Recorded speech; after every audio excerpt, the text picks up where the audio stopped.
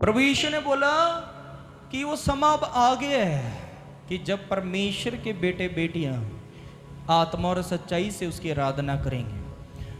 इस वर्ष का मतलब, इस वचन का मतलब ये नहीं है कि कुछ ऐसा हो जाएगा कि हर एक जन सच्चा भक्त बन जाएगा, या कोई ऐसी शक्ति उतर जाएगी कलीसियाओं में कि सब जन अपने आप ही सच्चाई से आराधना करने वाले बन जाएंगे। ये जो स्टेटमेंट है ये लिखी इस तरीके से है कि लगे कि जैसे कुछ अपने आप होने वाला है, पर ये एक कमांड है, ये एक आज्ञा है जो मुझे, आपको, हम सभी को आज सीखनी है। प्रभु यीशु मसीह कह रहा है अब बहुत होगी फेक वर्शिप, अब बहुत हो गई दिखावे की आराधना। प्रभु यीशु मसीह आए और उन्होंने स्पष्ट कहा कि ये समय पहले भी था, अब भी है, और वो समय आगे भी होगा कि जो परमेश्वर के सच्चे भक्त, परमेश्वर के सच्चे बेटे बेटी हैं, वो उसकी आराधना आत्मा और सच्चाई से करने लगे।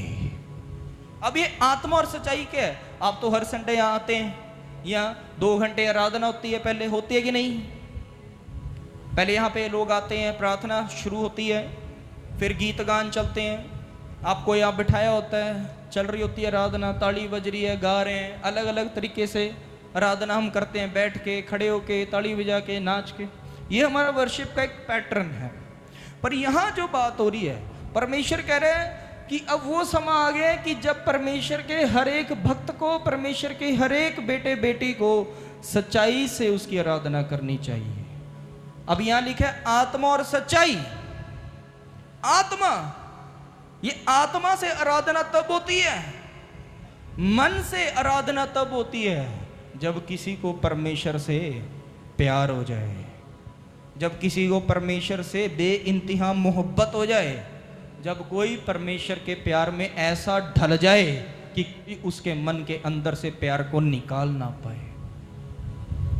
ये बात प्रभु यीशु मसीह को क्यों बोलनी पड़ी? क्योंकि लोग तो परमेश्वर की सच्चाई से आराधना करते ही नहीं थे, लोग परमेश्वर की सच्चाई से आराधना कर ही नहीं रहे हैं। इसलिए प्रभु यीशु ने बोला कि अब तुम सच्चाई से आराधना करो, पूरी आत्मा, पूरी सच्चाई से आराधना करो।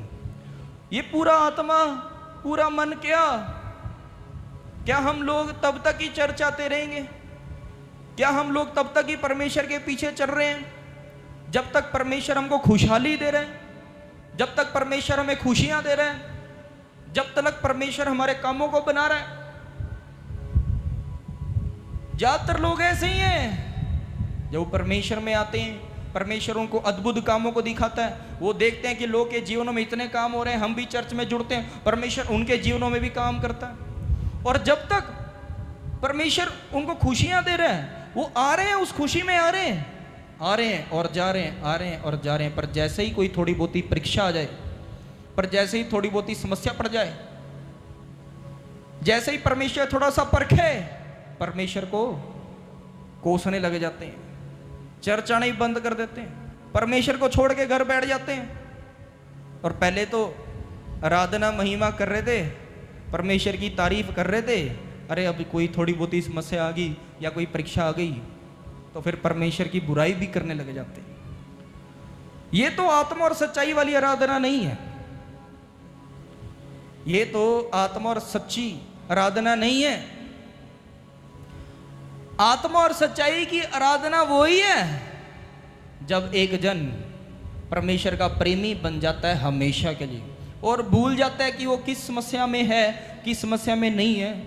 वो छोड़ देता है परमेश्वर को कहना कि परमेश्वर तू मुझे जल्दी ठीक कर दे, तू जल्दी मेरे काम बना दे, काम संवार दे।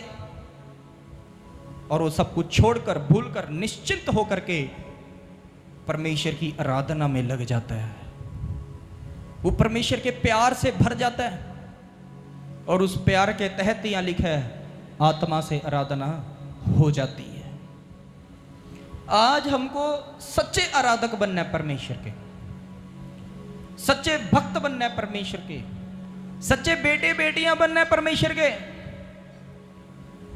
जब तक परमेश्वर ब्लेसिंग्स दे रहे हैं, जब तक परमेश्वर खुशहाली दे रहे हैं, आशीषें दे रहे हैं, तब तक लोग बड़ी जय जयकार कर रहे होते हैं। पर जब थोड़ी सी जब समस्या आती है, परमेश्वर को कोसने लगते हैं, उसकी बुराई करने लग जाते हैं। तो ऐसे वाले जो लोग हैं वो सच्चे नहीं हैं, ऐसे वाले लोग जो हैं वो नरक की ओर बढ़ रहे हैं।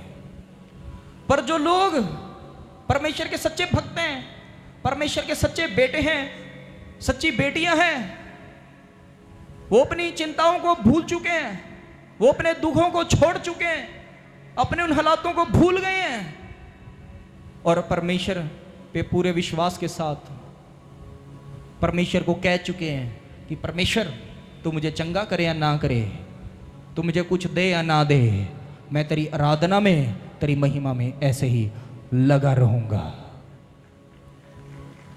इसलिए प्रभु यीशु ने बोला अब समा आ गया है कि हम उसके सच्चे भक्त बन जाएं, अब हम उसके सच्चे बेटे बेटियां बन जाएं। तब तक ही नहीं है उसकी आराधना, उसकी तारीफ करनी है कि जब सब कुछ परमेश्वर हमारे अनुसार कर रहा है। परमेश्वर को पूरा हक है हमें परखने का, परमेश्वर हमें परीक्षाओं में जाने देगा, उसको पूरा हक है। जब सब ठीक है तब भी उसकी महिमा करनी है, पर जब लगे कुछ ठीक नहीं है तब उसकी महिमा और जोर से करनी है। ये है सच्चा भक्त, ऐसे होते हैं सच्चे बेटे बेटियां, और ये है ट्रू वर्शिप, सच्ची आराधना।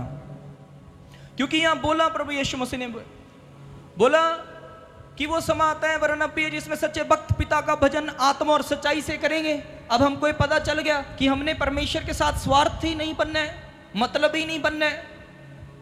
हमने निस्वार्थ होकर परमेश्वर को अपना जीवन सौंप देना है कि परमेश्वर कुछ दे ना दे, हमने फिर भी उसकी महिमा में बने रहना है। बोलो हालेलुया। समझ आ गया? आगे देखो, कह रहे क्योंकि पिता अपने लिए ऐसे ही भजन करने वालों को ढूंढते हैं।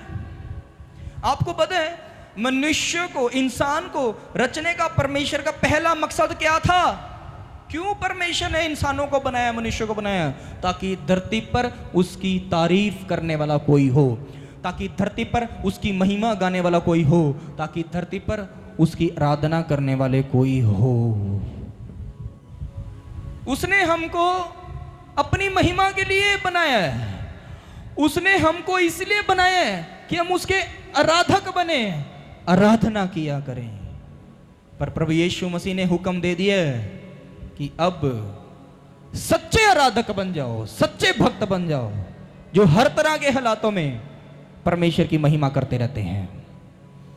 लिखा है प्रभु यीशु ने बोला कि वो जो पिता है, वो जो परमेश्वर है, अरे वो स्वर्ग में बैठा हुआ कर क्या रहा है? उसको कोई और काम नहीं है, वो हर समय मुझे, आपको, हम सभी को देखता रहता है, वो जांचता रहता है। और लिखा है वो ऐसे ही आराधकों को ढूंढ रहा है। वो ढूंढ रहे हैं उन लोगों को, वो देखता है उन लोगों को जो सच्चे मन से, पूरे दिल से उसकी महिमा के लिए अपने आप को, अपने जीवन को सौंप चुके हैं। वो देख रहा है उन लोगों को जिनको अपने हालातों से फर्क नहीं पड़ता। वो देख रहा है उन लोगों को जिन्होंने परमेश्वर से मतलब निकालने अब छोड़ दिए हैं। वो ऐसे ही लोग को देख रहा है, ऐसे ही लोग को ढूंढ रहा है। क्या लिखा है? ढूंढ रहा है। वो ढूंढ क्यों रहा है? करना क्या उसने?